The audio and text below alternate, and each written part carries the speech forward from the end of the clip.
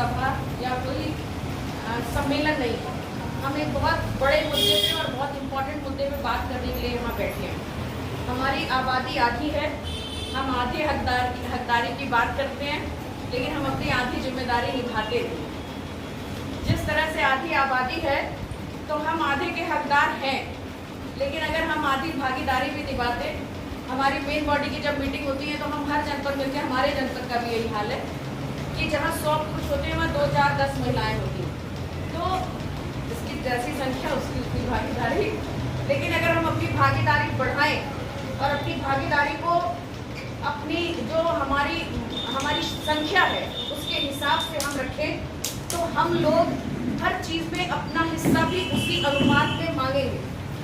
और समाजवादी पार्टी में जिस तरह से हमारे राष्ट्रीय अध्यक्ष हैं और पूरा संगठन उत्तर प्रदेश का है, जितना सम्मान, जितनी सहभागिता और जितना मौका मिलता है समाजवादी पार्टी के मंच पर, उतना शायद किसी पार्टी में नहीं मिलता है। ये बात मान लेनी चाहिए। हमारी सब वरिष्ठ नेत्रियां बैठी हैं।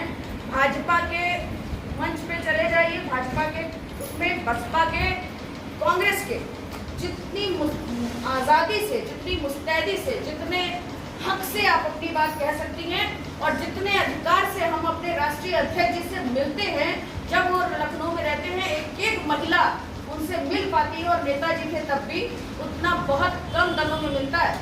एक लगातार आप बसपा की महिलाओं से मिलिए और पूछिए, बहुत सारी अपने दल में भी आ चुकी हैं, वो कहती हैं कि 10-10 साल काम करने के बाद भी अगर एक बार मायावती जी का पैर छूने का आप अगर आग्रह करें तो 50,000 रुपये कहते हैं रख लेके चलिएगा मैडम।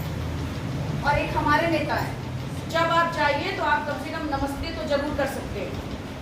दूसरी बात कि समाजवादी पार्टी के में सब लोग बहुत पुराने हैं और जब बात अधिकारों की आती है तो सबके अधिकार बराबर हैं, चाहे वो महिला हो, पुरुष हो।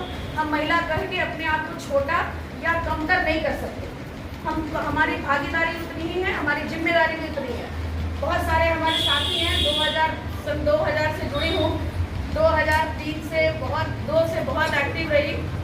तब साथ में नेताजी ने ग्रेजुएट कॉन्स्टिट्यूंसी का टिकट कहा कि तुम लड़ो, तुम कायस हो, तुम्हारे बिरादरी के बहुत सारे लोग ग्रेजुएट होते हैं।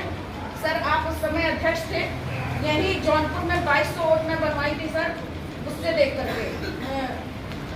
उस समय मार्कशीट लिए जाते थे ग्रेजुएशन के, बहुत मुश्किल है वो। पूरे 8 जिले में घूम घूम के पूरा काम किए और अंतिम के 10